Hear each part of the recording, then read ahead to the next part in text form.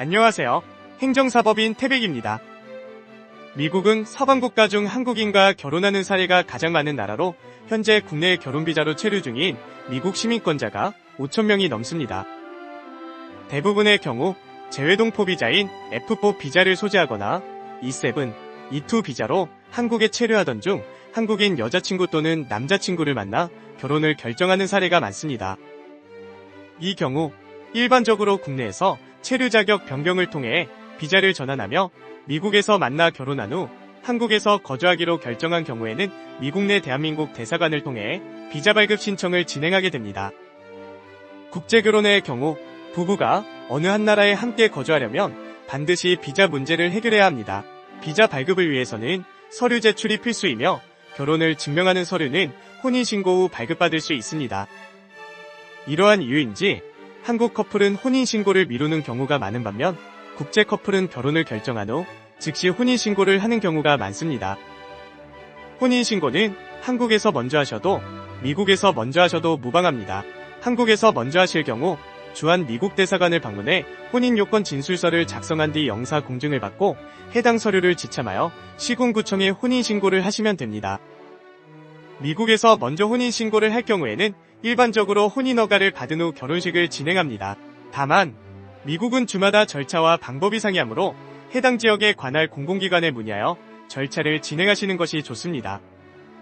결혼비자 신청 시 제출해야 할 서류는 많지만 가장 우선적으로 고려해야 할 사항은 소득요건, 언어요건, 주거요건, 그리고 범죄 및 건강요건으로 이 요건들이 충족된 후 혼인의 진정성에 대한 심사가 이루어집니다. 많은 분들이 준비 과정에서 주로 소득과 언어 요건에서 어려움을 겪으며 이 부분이 해결된 후에는 혼인의 진정성을 입증할 방법을 고민해야 합니다. 특히 교제 기간이 짧거나 만난 횟수가 적거나 기존 혼인 횟수가 여러 번인 경우, 과거 외국인 배우자가 한국인과 결혼을 하여 결혼비자를 받은 적이 있는 경우, 불법 체류 이력, 기타 한국 체류 중 한국 실정법 위반 등 다양한 상황에서 소명이 되지 않으면 비자 발급 허가 가능성이 떨어집니다. 서류를 최소한으로 준비해도 가지수로만 2~30가지이고 한 부분에 어려움이 있으면 서류의 양은 계속 늘어날 수밖에 없습니다.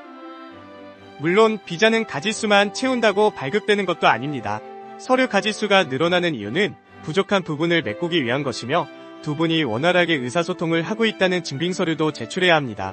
다만 시민권자 중 재외동포와 결혼하신 경우에는 언어 요건을 제출하지 않으셔도 됩니다.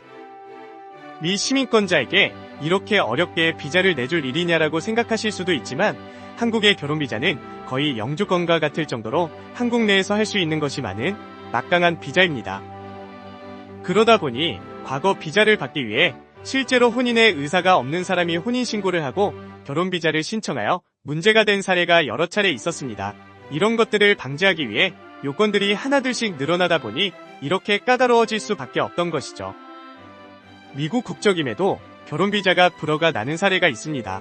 사전에 철저히 준비하시고 조금이라도 부족한 부분이 있다 판단되시면 결혼비자 불허율 제로인 태백과 함께하세요. 저희 법인은 전국의 직영지사망을 가지고 있으며 파트너사와도 협업을 통해 믿고 맡겨주시는 분들께 빈틈없이 도움이 되도록 노력하겠습니다. 구독과 좋아요도 감사합니다.